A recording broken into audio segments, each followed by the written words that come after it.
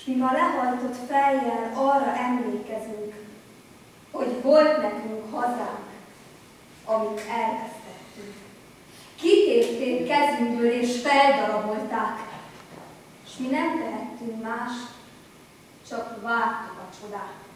Néztük, ahogyan Erdélyt román kézre adták, és el kellett fogadnunk a magyar tragédiát. Most is csak állunk könnyes szemekkel, szertefosztott álmokkal, de reménnyel. Reméljük, hogy a térkép majd újra összeáll, és Erdély majd egyszer hazatalál. Tudom, hogy nektek is nagyon fáj Trianon, s nem könnyű haladni a göröngyös úton. Mert nem könnyű román földön magyarnak lenni, s hogy semmibe vesznek, azt elviselni. Csak néztük, hogy elvették hazánkat, és odavetették másnak. De azt nem tűrjük, hogy románnak tartsanak, s hogy ne valhassuk magunkat igazi magyarnak. E földi Erdély, s ez senki másé, a szenvedő és tűrő magyarságé. E föld nekünk szent, s ez a mindenünk, ezért a földért harcolunk és küzdünk. Nem adjuk soha hazánkat a sokat akaró románnak. Nem lesz a mi hazánk senki másé, mert Erdély csak is Magyarországé. Est-ce nous qui écrivons l'histoire? Ou bien est-ce l'histoire qui nous écrit? Avait demandé grand-mère à ceux qui faisaient cercle autour de son lit avant qu'elle ne rendît son dernier soupir. Elle était née à la fin du XIXe siècle, dans une famille de Transylvanie, cette province située à l'ouest, à l'est de la Hongrie. Comme tous ses ascendants appartenaient à la grande noblesse hongroise, lorsqu'elle avait annoncé à son père son intention de se marier avec un jeune avocat, il s'y était catégoriquement opposé. Mais enfin, cet homme est au-dessous de votre rang. Quelques semaines plus tard, elle était revenue pour lui annoncer que, malgré son désaccord, elle s'était promise. Son père s'était alors posté devant les armoiries de la famille, comme pour donner plus de poids à ses paroles. Je vous ai déjà signifié, ma fille, que j'interdisais ce mariage. Et quand un taloche donne sa parole, il lui est impossible de revenir dessus. Apparemment, vous oubliez que moi aussi, j'en suis une tâche. En quittant le bureau de son père, grand-mère avait remarqué avec nostalgie le beau bâtiment de la banque dont il était le propriétaire en se disant qu'elle ne le reverrait certainement pas de sitôt. Très vite, les événements allaient lui donner raison. On était en 1918.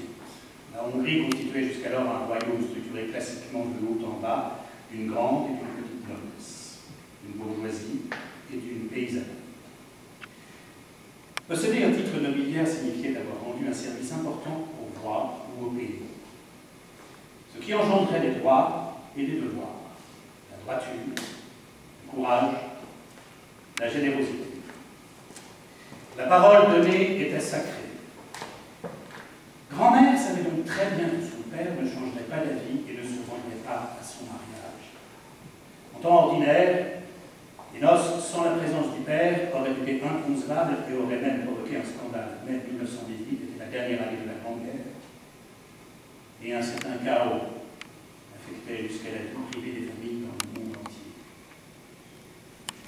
Une grande partie de la terre, après avoir servi de champ de bataille durant 4 longues années, demeurait comme pétrifiée. On ne voyait que ruines, fumée noire, cultures dévastées, cadavres, carcasses de chars, de canons, de petits avions de chasse abattus. Sur le plan humain, on décomptait quelques 10 millions de morts, 1 million de blessés, presque autant de veuves et d'orphelins ayant pour perspective la menace des épidémies.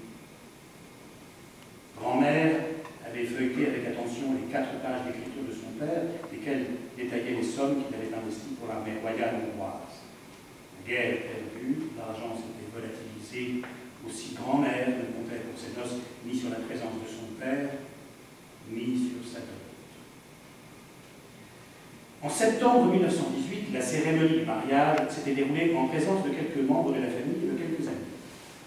Lors de la tradition traditionnelle prise de parole, le jeune marié s'était brièvement exprimé.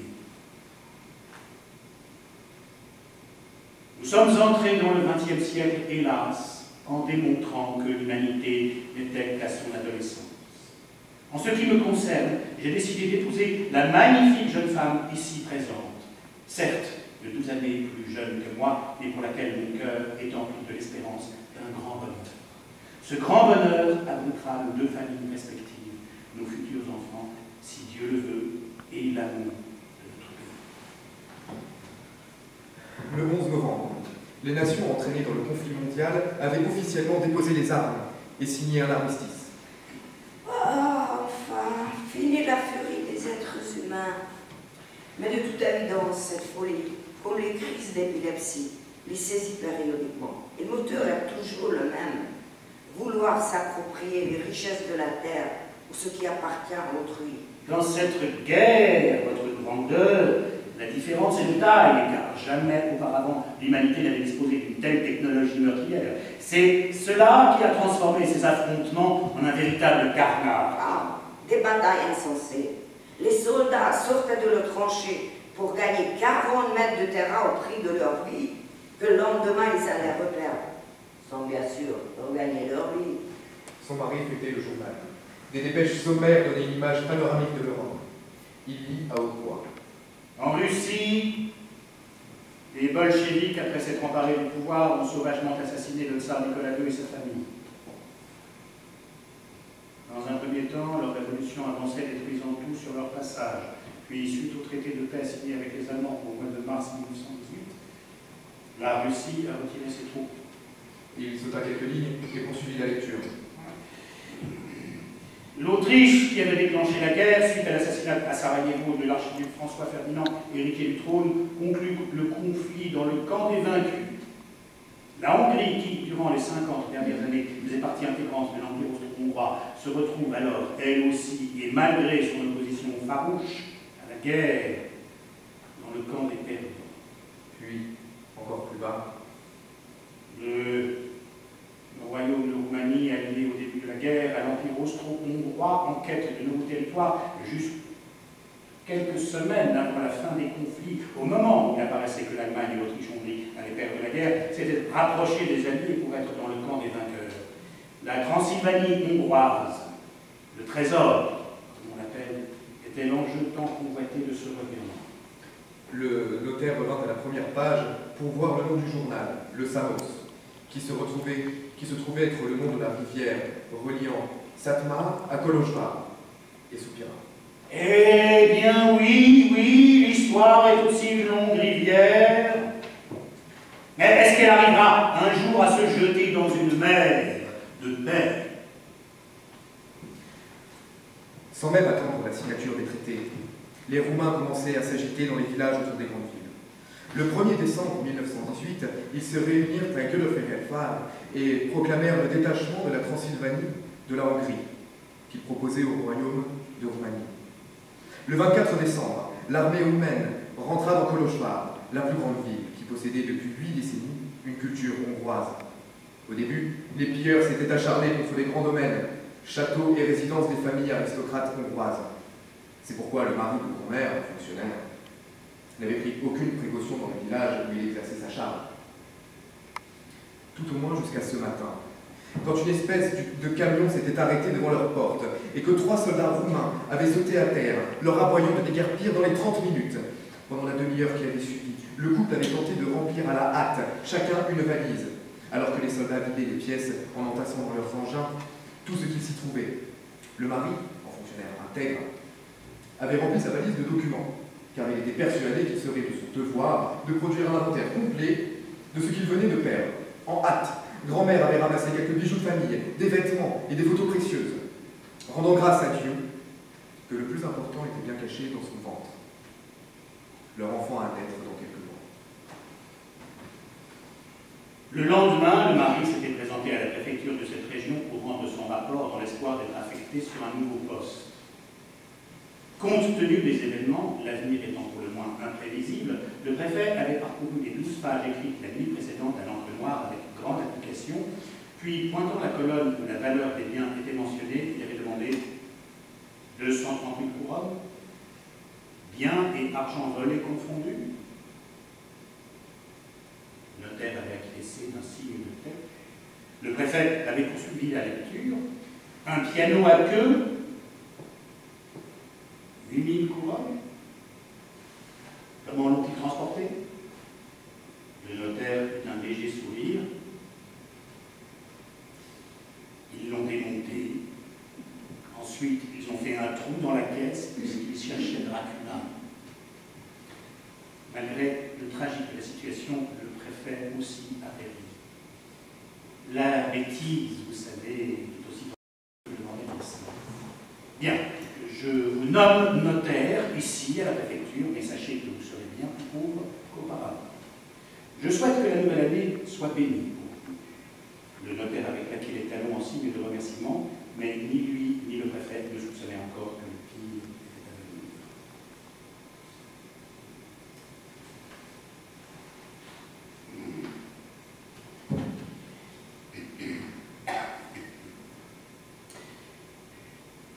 Le 5 juin 1920, comme chaque matin, la plupart des Hongrois avaient acheté le journal. Les quotidiens hongrois de Szatmár Németi contenaient d'habitude des dépêches sur l'Europe et sur la Hongrie, reçues par voie télégraphique, mais aussi des articles littéraires, des annonces, le résultat de la loterie. Ce mardi, la une tétanisa les lecteurs. Celle-ci annonçait que la veille, près de Paris, au Trianon, à Versailles, un traité de paix avait été signé entre les vainqueurs et la Hongrie. Avec horreur, il découvrait que ce traité entérinait le découpage de la Hongrie en 6 territoires. Le centre demeurait la Hongrie, le pays des Magyars, et les territoires extérieurs se retrouvaient annexés aux États limitrophes alliés des vainqueurs. Le notaire lut l'éditorial de Samos. Comme des vautours, ces peuples slaves réclamaient et recevaient leur part en récompense. Enfin, la plus grande part, constituée par la Transylvanie, est dévolue à la Roumanie.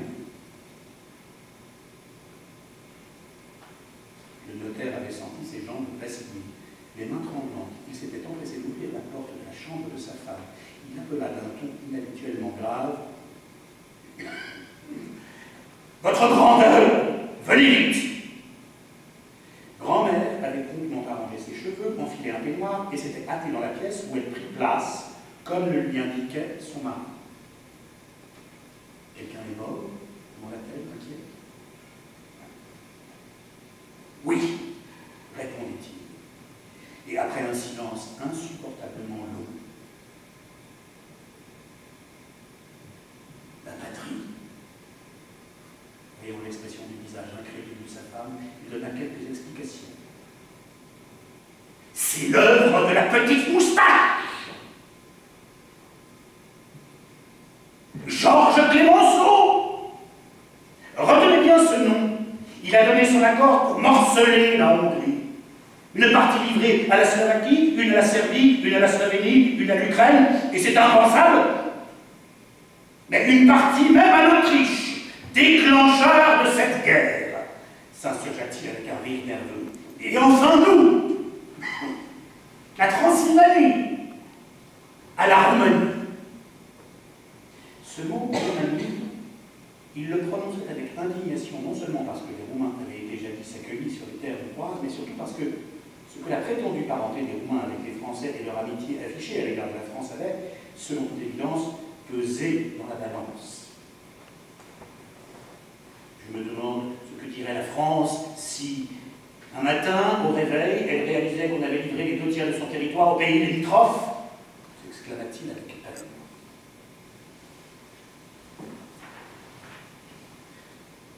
Quand ils sortirent tous les trois, ils remarquèrent que les drapeaux hongrois étaient en berne et que plusieurs maisons, un pavillon noir était accroché en signe de deuil.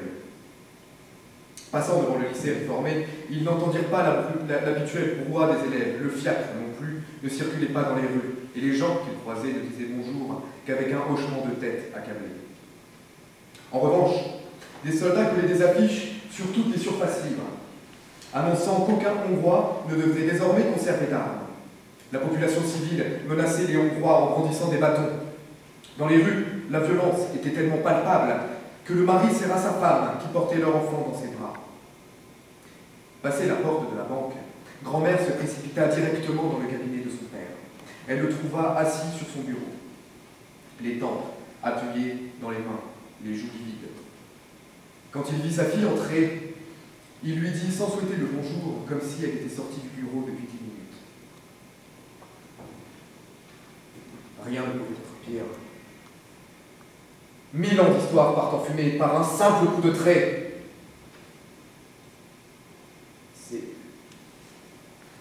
C'est une horreur.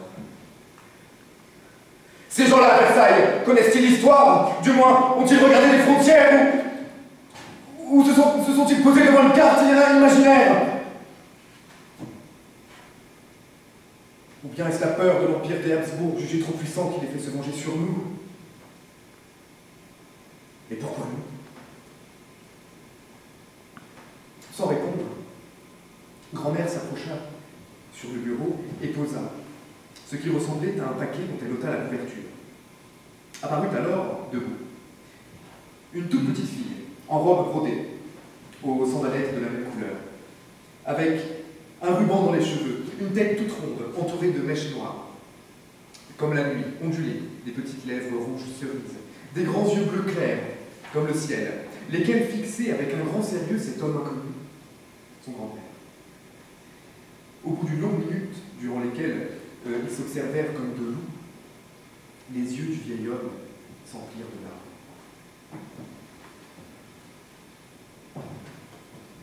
Le notaire ôta poliment son chapeau.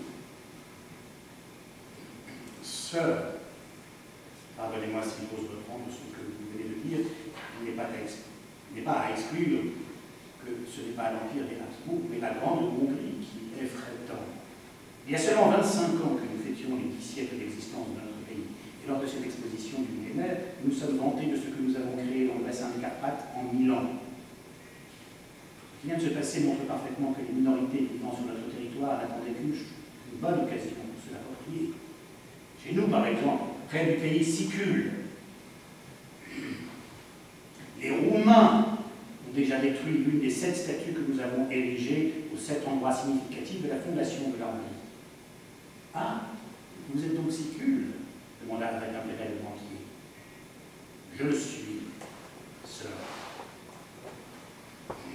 Je porte avec fierté mon origine sicule hongroise. Eh, très bien. On prétend que les Sicules sont fort agiles de leurs mains. Je crois qu'à partir de maintenant, vous en aurez grandement besoin. Le banquier soudain se mit à tousser. Moi, dont les ancêtres se sont distingués par leur bravoure sur les champs de bataille, moi qui ai combattu la malversation financière, qui ai résisté aux bassesses humaines, voilà qu'une simple pneumonie me terrasse. C'est déplorable. Reposez-vous, père, je vous prie, supplie la grand-mère, tout en posant sa main sur son dos pour lui faciliter la toux. C'est bien ce que je vais faire, ajouta-t-il avec malice. Écoute bien, je lègue ce qui me reste à toi et à ton mari. Mon domaine dans les montagnes. Ce que je vous demande, ma chère fille, c'est de bien prendre soin des vignes et de préserver la forêt au-dessus de la maison. Gardez le lion, laissez-lui l'usage du cellier. C'est un homme fidèle. L'aide de sa femme nous sera précieuse. Et enfin, veille aussi à ce que ses enfants aillent à l'école. À l'école hongroise, bien sûr, précisa-t-il avec un clin d'œil. Sur ces paroles, il s'était éteint.